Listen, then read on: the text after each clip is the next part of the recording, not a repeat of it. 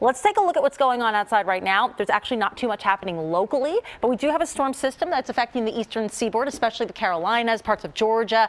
It's all rain out that way. Even had some flash flooding issues where you had some of the heaviest rain come through. This will not have any bearing on our forecast, save for the clouds that are in place right now. No precip from this particular system, but it is, again, allowing some of that cloud cover to build locally.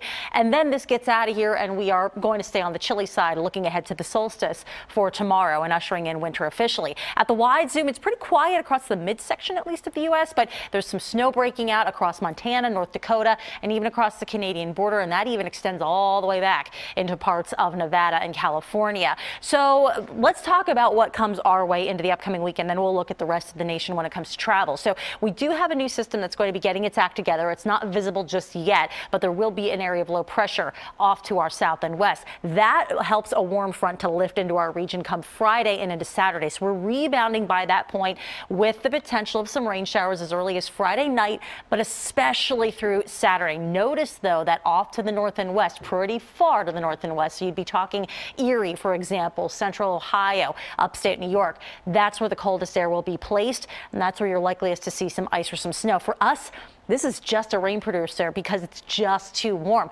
Then the cold air is going to wrap in behind it. Sunday looks quiet between systems, but if this front decides that it's going to stall out close by and an area of low pressure decides it's going to develop along that, we may end up, and it is just a chance, we may end up with some precipitation, more of a wintry mixing on Christmas Day itself. So again, that's still something that needs to be ironed out in terms of the pattern and where things decide they're going to go. But let's take a look at the airport delays. These are current. If you're trying to fly out in Newark, they've got a pretty hefty delay there, over an hour in that area, and it's actually wind related up that way. You do have rain across the Carolinas, not posing any major issues at the big hubs there, but even in Seattle, there's a 15 to 30 minute delay at this point. Now, looking at the reasons why, there's that snow we showed you a moment ago breaking out with winter weather advisories, winter storm watches and warnings across the northern plains and back into Montana. There's some of those flash flood warnings and flood warnings that we had talked about as well.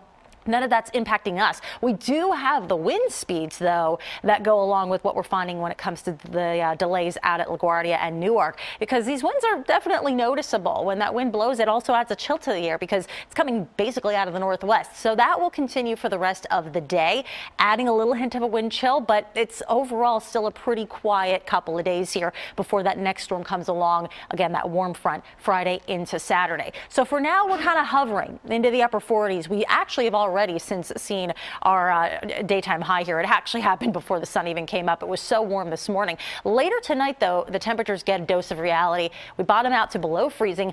This is where we should be, though. All clear overhead for the most part, a few patchy clouds, nothing more. And let's take a look at that 7-day. So a chill in the air as we officially usher in the winter season tomorrow, and then another rapid turnaround. I mean, talk about whiplash. You're back into spring-like territory by Saturday, and then bottoming out again in time for Christmas. See, this is why we pay I know, attention. it's like, what is happening?